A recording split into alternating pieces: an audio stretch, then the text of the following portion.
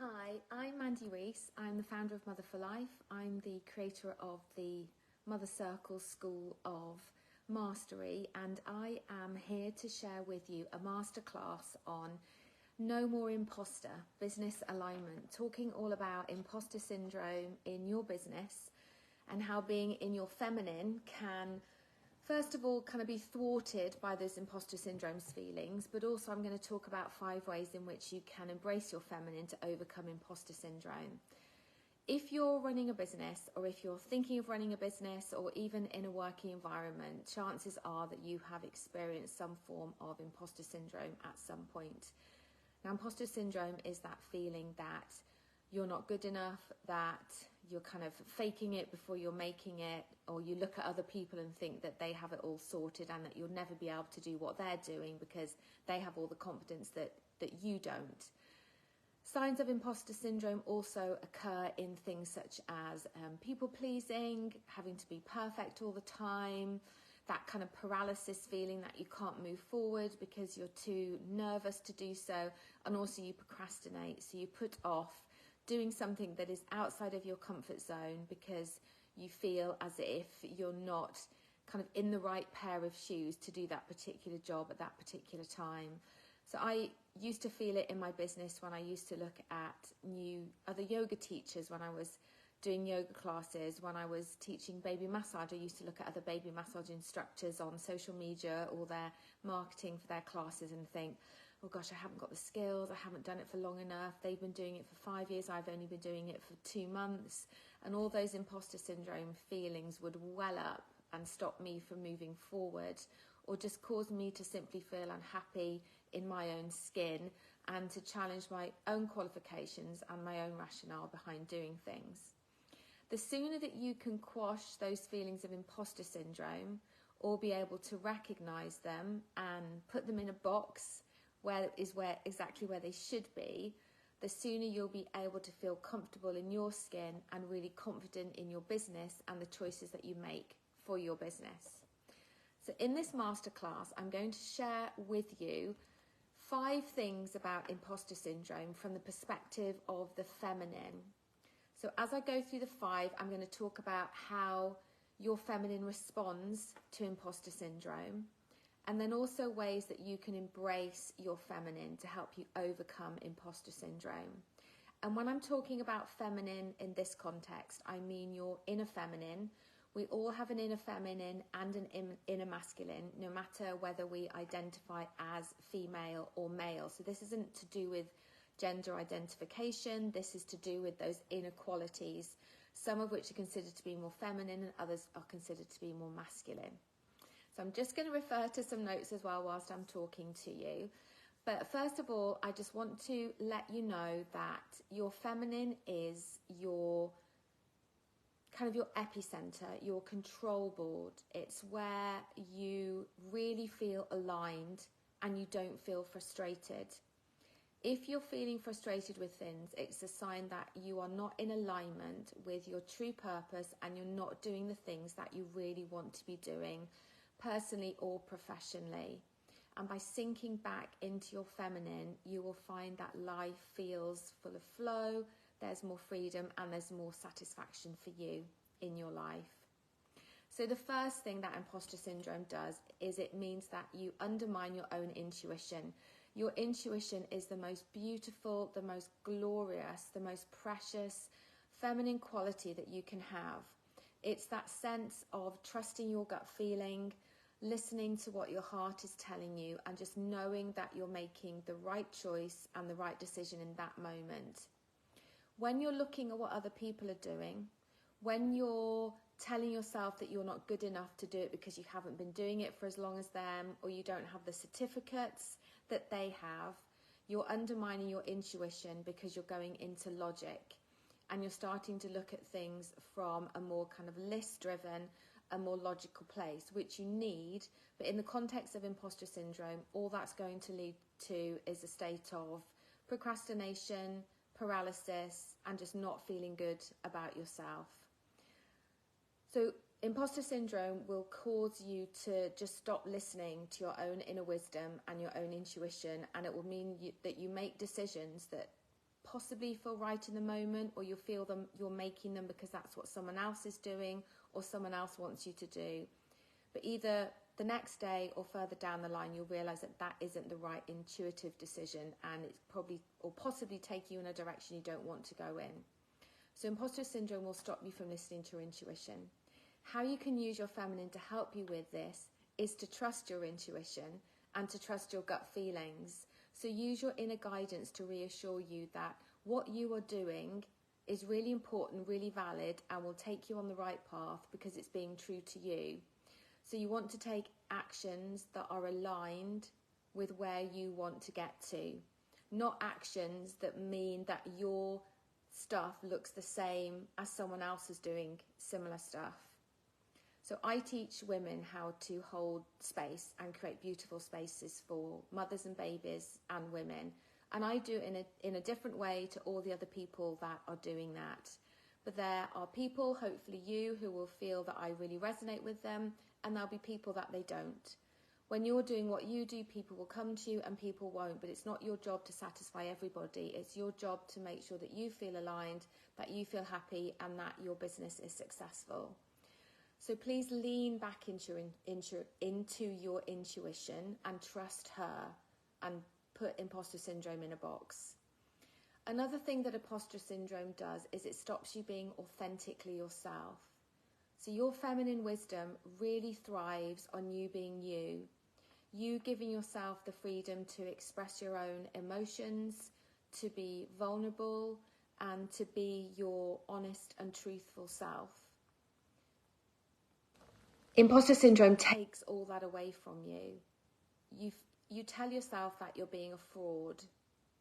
So you put on a mask to fit in with other people's situations, other people's businesses, other people's goals.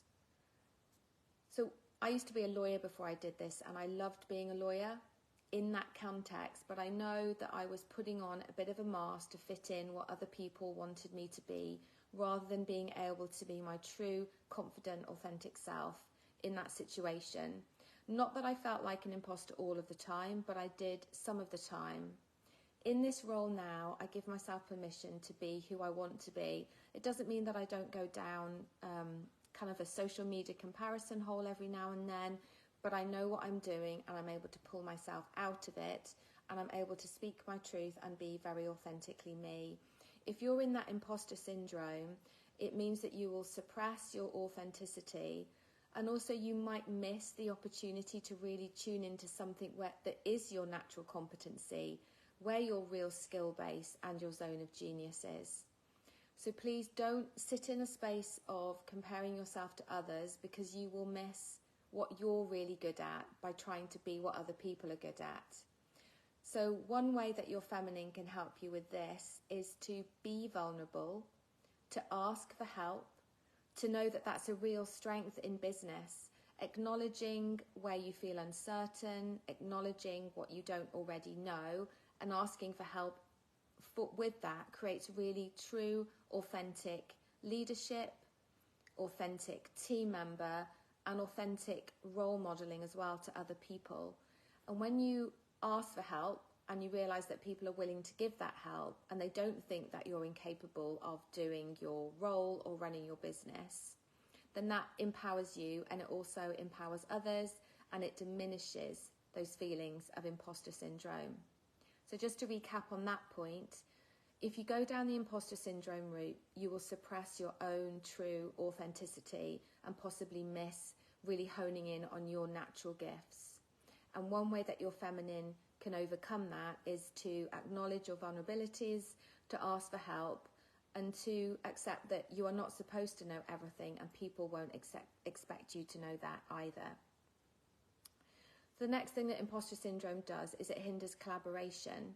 If you see someone as a threat, and if you see someone as a competitor, and if you're watching people that make you feel less than you are unlikely to go to them to collaborate. So business can become quite lonely, it can become quite isolating, and those unhelpful thoughts in your head will simply get bigger and bigger. It can make you feel unworthy, which means you isolate, you withdraw, and you stop seeking help. And all of those things just crush your feminine, they squash her, because she loves collaborating. She loves being with other people. She loves being in a room where she feels safe.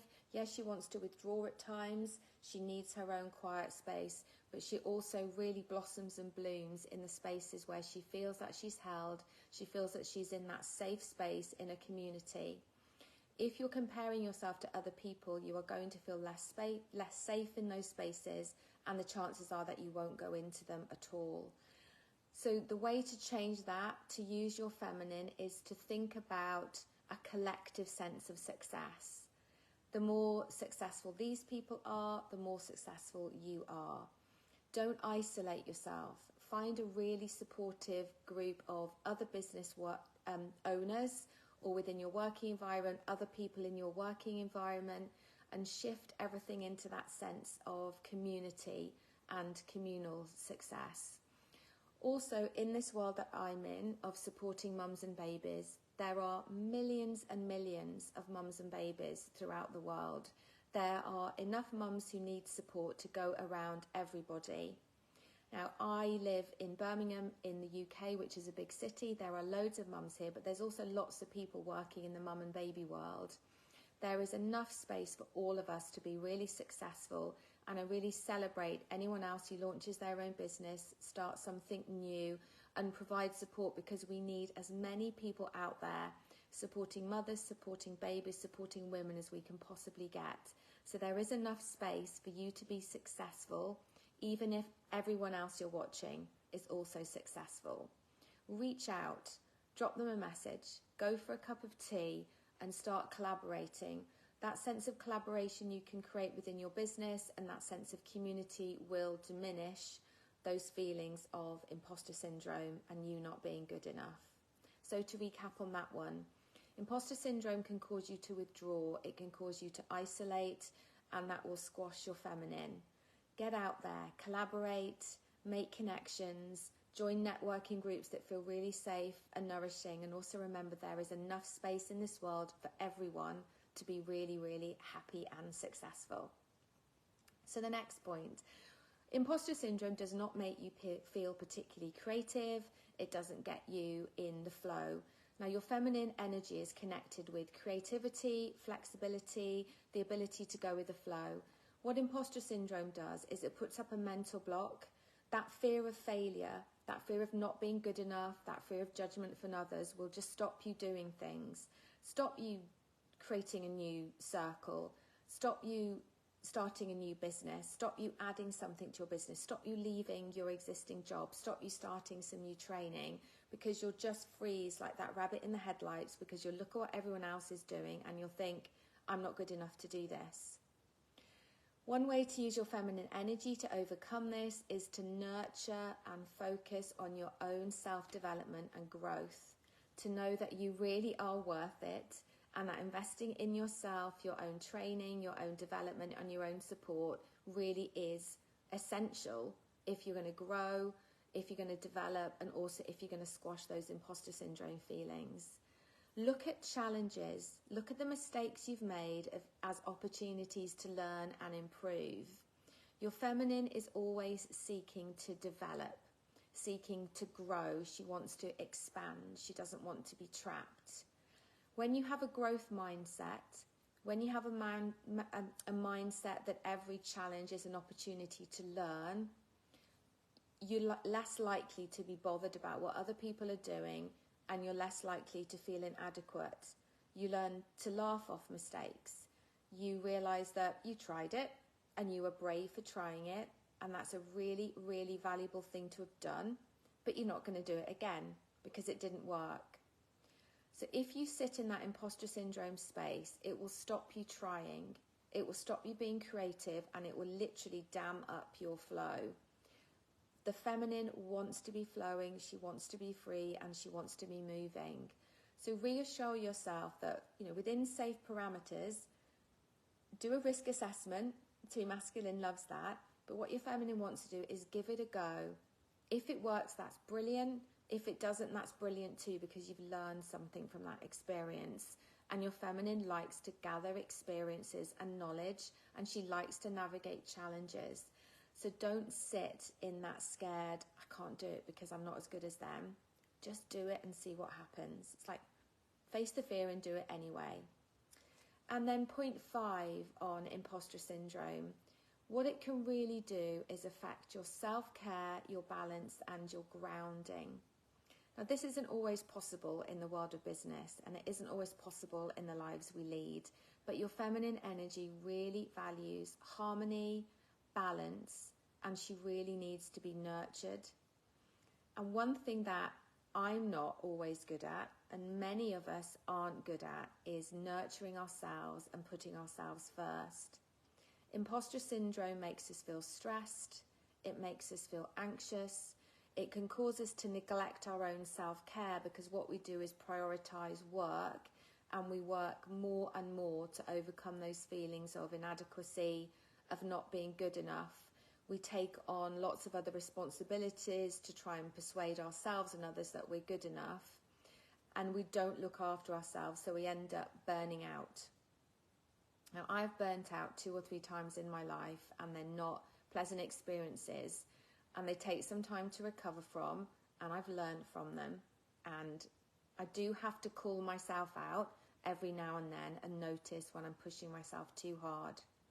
And when I'm worrying about what other people are doing, or when I'm thinking whether I need another certificate, which I'm pretty sure you won't need another certificate for lots of the things you need certificates for, you're going to feel unhappy, you're going to feel stressed, anxious, your sleep will suffer, you'll snap at family and friends, and you just won't be able to be present in the moment. You'll begin to, again, procrastinate, catastrophize, and all of those things simply stemming from those feelings of imposter syndrome. So how do you use your feminine to overcome this? Well, please look after yourself. Find a balance. The balance that works for you. Everyone's work, life, grounding, peace, harmony, balance is very, very different. So find the one that works for you. There's always going to be an ebb and flow, but please make sure that your scales are balanced well enough so that you are not always low on energy. Eat well, drink well, try to sleep well, exercise if that helps you. But by prioritizing balance and being well and healthy emotionally and physically, you are going to be more confident in the role that you do. You're going to be less stressed, and imposter syndrome isn't going to impact you as heavily or as fiercely as it would if you were worried, anxious, feeling insecure, tired, grumpy, and your kind of temper line was feeling really short and really frayed. So imposter syndrome will make you feel stressed and anxious and worried. But you can overcome that by putting in all of those self-care, those well-being, treating yourself as your best friend, kind of toolkit, coping mechanisms as you can, so that if it does come up and jump at you, you're more grounded and you're in a really good place to deal with it and to navigate it. So to run through those things really quickly. Imposter syndrome is really normal. Please don't beat yourself up about it. So many of us experience it. Signs that you're struggling with imposter syndrome are that self-doubt, trying to people please, trying to be perfect, that kind of business paralysis, and also procrastinating, not wanting to do things. It undermines your intuition.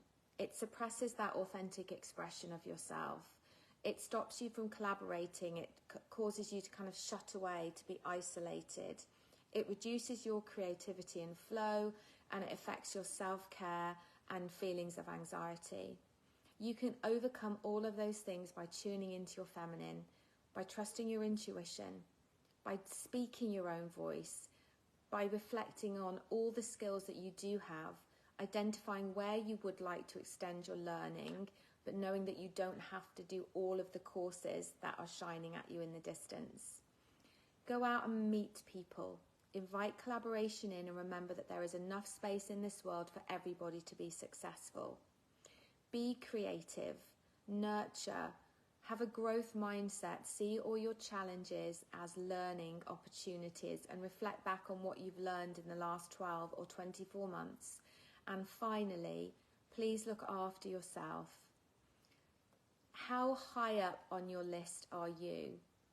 Where you can, in amidst all the busyness of your life, make sure that you are high up enough on your list that there is always a good balance, so that if imposter syndrome just comes and grabs you, you have enough in your tank to be able to be resilient and just to acknowledge what's happened, notice it, and then to move on.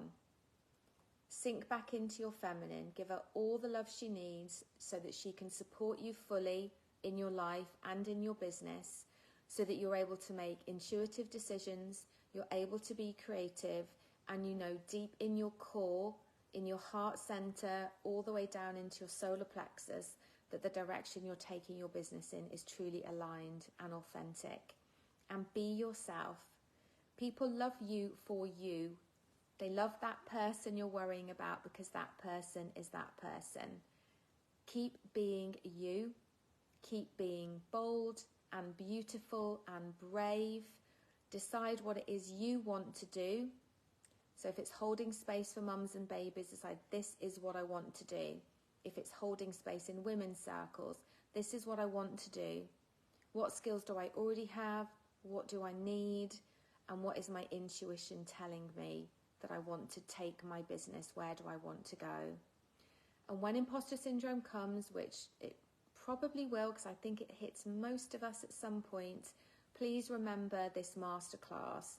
Come back to the points, hold yourself steady, and just know that people will come to your business because you are you, and you staying you is the most valuable thing that your business has, because that is your USP. Thank you so much for listening.